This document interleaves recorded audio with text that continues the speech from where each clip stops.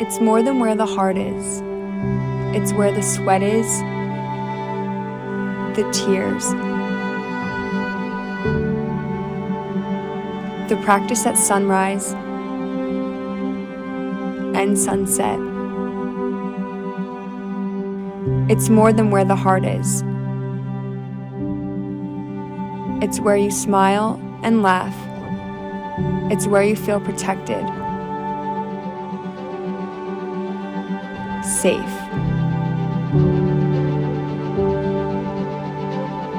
It's more than where the heart is. It's where your family is.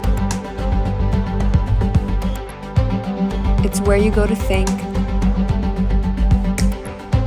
and where you go to forget. Home. It's more than where the heart is. It's everything.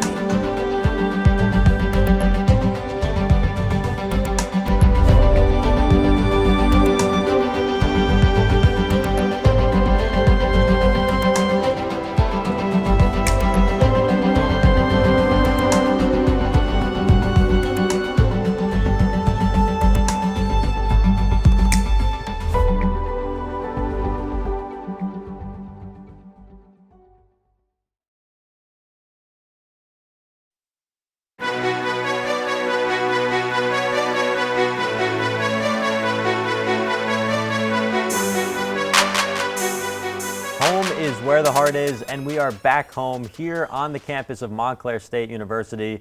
I'm John Kosoban. And I'm Jack Bartek. Our final semester here, John, it's crazy to think about. It has been a crazy ride. We've come a long way, but we're here now, and there's more work to be done. Very happy to be back, though, for a brand new semester of Inside the Nest. It has been a roller coaster season for both basketball teams, but we are finally entering the home stretch. It was a slow start for both teams in the fall, but with the new year came a new mission to right the ship. Heading into the break, both Red Hawk basketball teams were struggling to find their footing. The men went into the holidays at 4-5, while the women sat at 3-5. However, the layoff was just what the doctor ordered for both teams as they came into the new year firing. First on the men's side, the Red Hawks have been 9-3 since the game versus William Patterson on December 8th. Irving Callender was recognized by the NJAC, being named the Player of the Week on January 17th. Callender also provided a career high of 7 steals against Ramapo on January 26th, on top of his 19 points and 5 rebounds. Since the loss to William Patterson, the Red Hawks took their revenge this past Wednesday and came out on top 83-60. Freshman Mike Jackson was a smooth criminal over the break, scoring a career high of 28 points in that game against the Pioneers. As of now, the men's team have a record of 12-7 with a conference record of 9-6, putting them at the 4th seed in the NJAC standings. Now moving on to the women's team, they've been flying high with a record of 12-2 since their loss to Willie P last month. Nikki Carter had another dominant performance on January 15th against NJCU with 28 points, 7 rebounds, and 6 assists. The Red Hawks' next mission? Snap Kane's 5-game win streak in dominant fashion, winning 54-39 with the help of Julia Sutton's 22 points. The win was their 7th in a row and moved them to a record of 13-7. With a conference record of 11-4, MSU currently sits 3rd. As the season winds down, the team has critical matchups against Rutgers Newark, NJCU, and Rowan on the docket. These 3 games will be key if Montclair State wants to stay home at the pack during the NJAC tournament. Let's hear from the players and coaches on how they thought the break went. It's not like we've changed anything about our system or about our style or about what we wanted to do. I think we kind of just buckled down and have really focused in on what we think is important as a team. So we came back from winter break and we really locked in on our defense and we really made that a priority. I think honestly winter break we got all closer to each other, like not even in basketball, outside of basketball, we were hanging out every day, always with each other. So I think we just started to trust each other more and really push each other more. It feels great to be getting hot at the right time. We know playoffs are coming up soon, and we got off to a slow start in conference play, but we knew by the time we got to the end of the season that we would start gelling, and everything's coming together, and like you said, we're clicking at the right time. what it takes for a really good team like ourselves, who is as deep as we are, is that the younger kids learn to step up.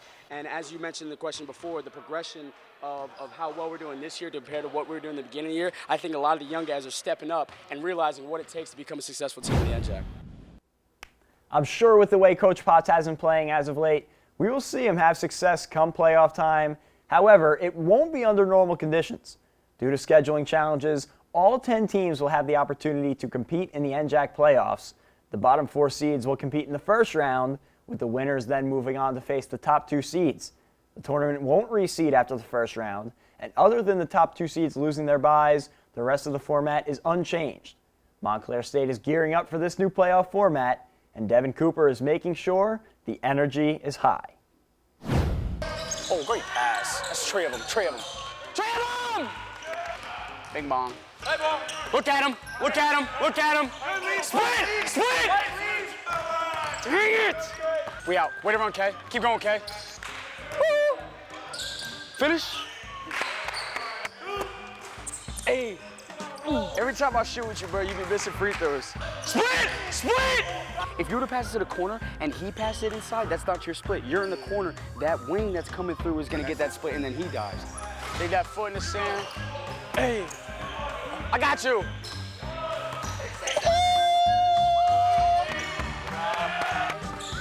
He put on the birders crazy right there.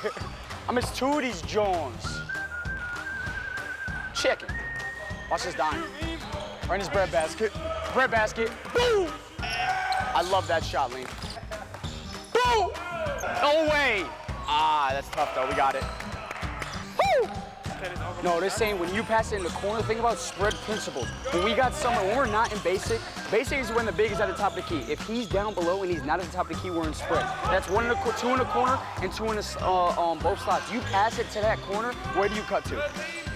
Exactly. You cut to that corner over there and they fill. That's what I thought he was going to pass it. I was waiting on. Yeah, I feel you. Don't miss on my behalf. Anytime someone doesn't make a shot off my pass, I feel bad. I feel like it's a bad pass. Hey. I'm here! All right, bro. These kids, I'm off. Good stuff from Coop. Excited to see how things shake out for the men. Just as we were excited for track and field, this past weekend the team was set to compete at the NYC D3 Invitational, but unfortunately they had to back out at the last minute. Still a lot to look forward to in the coming weeks. This weekend they'll head down to Monmouth, one final tune-up before the NJAC Championships in 2 weeks. Cam Martin and Kamani Carrington have stepped up as leaders for the squad, and some familiar faces to Inside the Nest, John Griffith, Christiana Caprio, and Kelly Weckstein are all set up for big performances. Inside the Nest alum Kayla Francione got taught how to throw the shot put by Griffith, and John, we had the opportunity to speak with Caprio and Weckstein at the end of last semester. Great to see him back out there. Yeah, for sure, Jack. You can tell they really enjoyed the opportunity to get a full season in, and that's especially true for the men's and women's swimming and diving teams. They just wrapped up their regular season after a shortened one last year, and it was a good one. The men finished 7-2 overall and 2-2 in conference play, and the women went 7-2-1 overall and 3-1-1 in the NJAC. Now they're geared up for the Metropolitan Championship on Thursday. Montclair State Swimming and Diving has their biggest meet of the season coming up on February 17th. MSU will compete in the Metropolitan Championship, which will take place over the span of 4 days in New Brunswick, with the best teams New York and New Jersey has to offer. For most Red Hawks, this will be their first time at the meet, as it was canceled in 2021 due to the pandemic. However, there are some veterans who have competed at the event before. Christian Malayson and Greg Harbeck are 2 on the men's squad. In addition to them, some other names to watch out for are former NJAC Rookie of the Week Lucas Gomes, former NJAC Swimmer of the Week Tyler Dorsett, and lone men's diver Alex Pollan. They look to improve on their 6th place finish from 2020. Over on the women's team, they come into their championship sitting at 3rd place. But this year's event will be much different, as Montclair's 3-time gold winner Madison Frank is no longer on the team. There is one current Red Hawk who has won gold at the last event, 5th-year senior Emily Rothhamel. I think everyone's really excited to have the true Mets experience this year. I'm really excited personally for my individual events.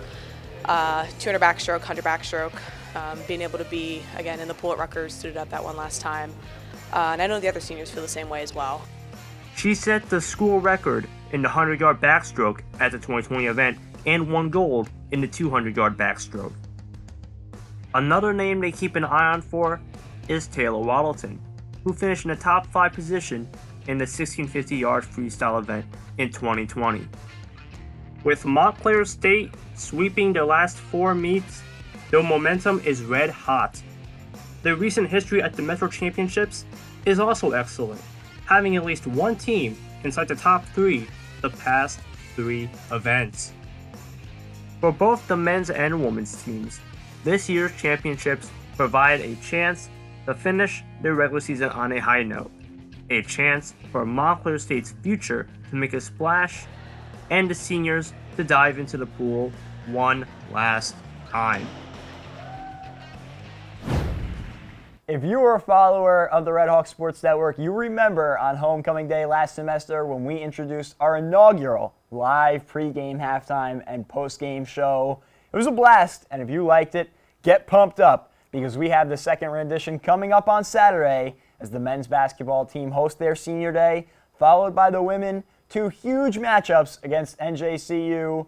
And John, I know you're going to have the coverage for it. It seems like it's going to be a great time. Yeah, I mean, we'll be running it back this time at Panzer. We'll have live interviews with players, with coaches. We'll have pieces from inside the nest, and overall, just a lot of fun. I certainly can't wait to see it, and I can't wait to see you next week and all semester long here on Inside the Nest. Thank you very much for joining us. Have a great week.